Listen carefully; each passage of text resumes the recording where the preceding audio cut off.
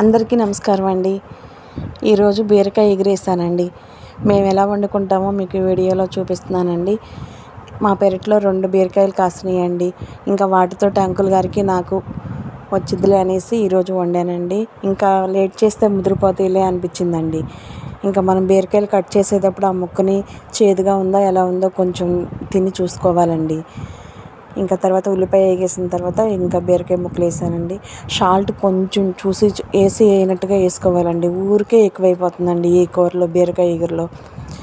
ఇంకా తర్వాత మూత పెట్టేసేసి మగ్గనిద్దామండి. ఆ వాటర్తోనే చక్కగా మగ్గిపోయిద్దండి కూర మొత్తం కూడాను. చాలా బాగుంటుందండి బీరకాయ ఎగురు. పాలు పోసుకుని కూడా వండుకోవచ్చు అండి, పచ్చెనగపప్పు కూడా వేసి వండుకోవచ్చు. కానీ ఈరోజు ఏమీ వేయలేదండి, నేను మామూలుగానే వండేసాను.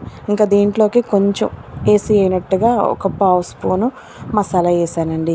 అల్లం వెల్లుల్లిపాయల పేస్ట్ అయితే వేయలేదు, కానీ మసాలా వేసానండి. ఇంకా అదంతా వేసేసిన తర్వాత కమ్మన వాసన వస్తుందండి కూర మాత్రం చక్కగా. ఇంకా తర్వాత కొంచెం ఒక పావు స్పూన్ కారం వేసానండి. ఇంకా అంతేనండి, ఇక అయిపోయినాయి, వేసి ఏం లేవు. ఇంకా చక్కగా సన్న సెగ మీద మగ్గించుకుంటా మధ్యలో కదుపుకుంటూ ఉందామండి. బాగుంటుందండి ఈ కూర, చక్కగా ఎగిరిపోయిద్దండి. ఆ నూనె మొత్తం పైకి తేలిపోతే మనకి రెడీ అయిపోయినట్టేనండి. పిల్లల కోసం లంచ్ బాస్కెట్లోకి మాత్రం వేరే కూర చేశానండి. అది కూడా పప్పుచారు చేశానండి. బీరకాయ ఎగురు, పప్పుచారు. ఈరోజు 2 కూరలు ఒకే వీడియోలో పెట్టేశానండి, ఫుల్ వీడియోలో. ఇంకా మనం మూత కంపల్సరీగా పెట్టుకుంటే కూర బాగుంటుందండి. ఇంకా చాలండి, మగ్గిపోయినట్టేనండి, మనకి కూర రెడీ అయిపోయినట్టే. దీంట్లో రొయ్యలు కూడా, ఎండు రొయ్యలు, పచ్చి రొయ్యలు అన్నీ వేసుకోవచ్చండి కలగలుపు. చాలా బాగుంటుంది అవి కూడాను. అవి మరో వీడియోలో ఇంకొకసారి చూపిస్తానండి. ఇంకా కట్టేసేసుకుందామండి, స్టవ్ ఆఫ్ చేసేసుకుందాం. ఇంకా తర్వాత పప్పు కుక్కర్లో పెట్టుకున్నానండి. దాన్ని మనం మెదుపుకొని ఇంకా మొత్తం మనకి పప్పుచారుకి మొత్తం అన్నీ కలిపేసానండి. చింతపండు గుజ్జు, ఉల్లిపాయ, కరివేపాకు, ఉప్పు, కారం, పసుపు, ఇంతేనండి. ఇంకా ఏమీ వేయలేదండి ముక్కలు. ఇంకా స్టవ్ మీద పెట్టేసేసి కళావళ్ళ కాగనిచ్చుకుందామండి కాసేపు.